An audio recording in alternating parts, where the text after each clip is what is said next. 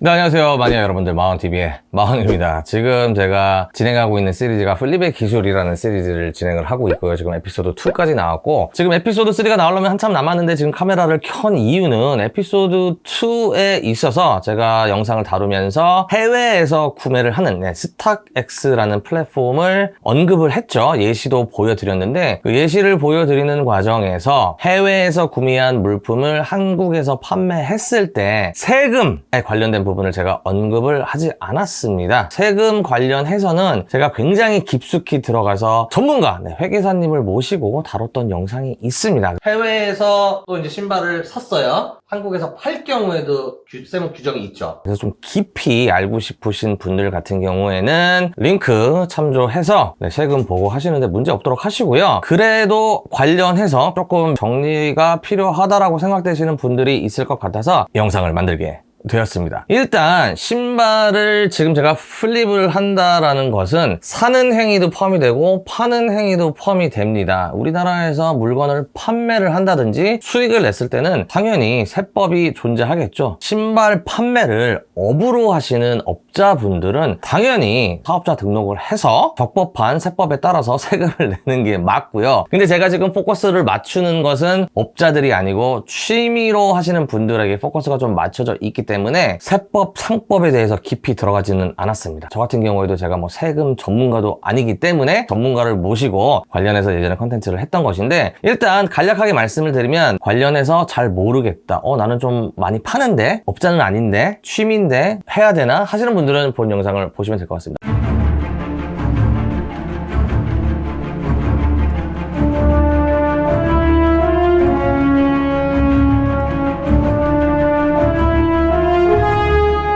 1차적으로 가장 좀 궁금해 하셨던 부분이 해외에서 구매한 물품을 한국에서 판매를 했을 때 어떠한 조치를 해야 되냐였는데, 신발만 기준으로 말씀을 드릴게요. 품목에 따라서 면세 조건이 다 다르다라고 알고 있습니다. 미국 같은 경우에는 200불 이하가 면세가 되겠고요. 유럽 같은 경우에는 150불 이하가 면세가 되겠습니다. 과세 대상이 되는 미국 같은 경우에 200불 초과, 유럽 같은 경우는 150불 초과가 된다라고 하면 구입처에 따라서 사전 징수를 하는 곳이 있습니다. 사전 징수를 했을 경우에는 이미 세금을 낸 거기 때문에 그걸 갖고 뭘 하든 상관이 없고요. 면세가 되는 200불 이하, 유럽은 150불 이하 같은 경우에는 면세로 가지고 왔습니다. 면세의 목적은 본인이 사용한다라는 전제하에 면세를 해주는 거기 때문에 그것을 판매를 하기 위해서 가지고 왔다, 또는 본인이 사용을 하려고 구입을 했다가 사용하지 않아서 판매를 하게 될 경우에 문제가 될 수 있다.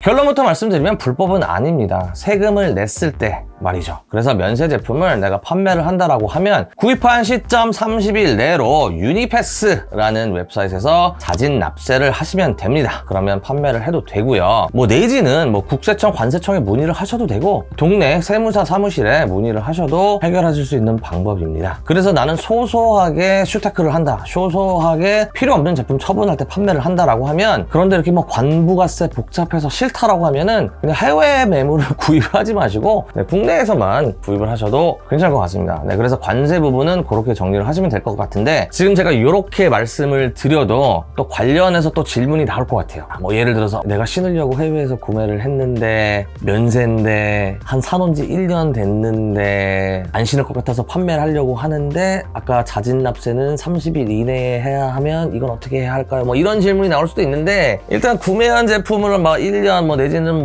장시간을 가지고 있었다라고 하면은 그게 중고로 분류가 된다라고 하고요. 중고를 판매하는 거에 대해서는 또 세금 규제가 안 걸리는 부분이 있다라고도 하는데, 말씀드린 것처럼 제가 또 세무 전문가는 아니기 때문에 그렇게 좀 케이스 바이 케이스로 디테일하게 들어가는 부분은 동네 세무사 분께 문의를 해주시면 좋을 것 같습니다. 이제 관부가세 같은 경우는 이제 상식적으로 생각을 했을 때 내가 판매를 한다라고 하면 납부를 하는 게 맞다라고 알고 계시면 될 것 같고요. 변칙적인 것들은 전문가에게 문의를 해 보시면 될 것 같습니다. 그리고 이게 지금 아까도 말씀드렸지만 이 제 컨텐츠의 포커스는 업으로 하는 게 아닙니다. 업으로 반복적으로 영리 활동을 하는 경우에는 상법상 사업자 등록을 하는 게 맞다라고 하니까, 꾸준히 내가 신발을 팔아서 영리 활동을 한다라고 하면 간이 사업자라도 내시는 게 좋을 것 같습니다. 단발성으로 취미로 하시는 것은 문제가 없을 것 같고요. 그래서 그거 요거에 관련해서 또 말씀을 드리면, 그러면 이제 단발성이냐 반복적이냐, 이거는 사실 어떻게 보면은 딱 적혀져 있는 법은 없다라고 해요. 그런데 세법에는 명확하게 되어 있는 것이 1년을 기준으로 했을 때, 여기서 1년이라고 하면 지금 기준으로 1년이 아니고 회계년도 기준으로 1월 1일부터 12월 31일까지 1년 동안에 내가 판매한 제품이 50개가 넘는다, 또는 4,800만 원 이상이다. 여기서 4,800만 원이라고 하는 것은 수익이 4,800이 아니고 총액이, 내가 수입이 났던 안 났던 판매한 매출 금액이 4,800만 원 이상이다 라고 하면 소득세 신고를 하는 게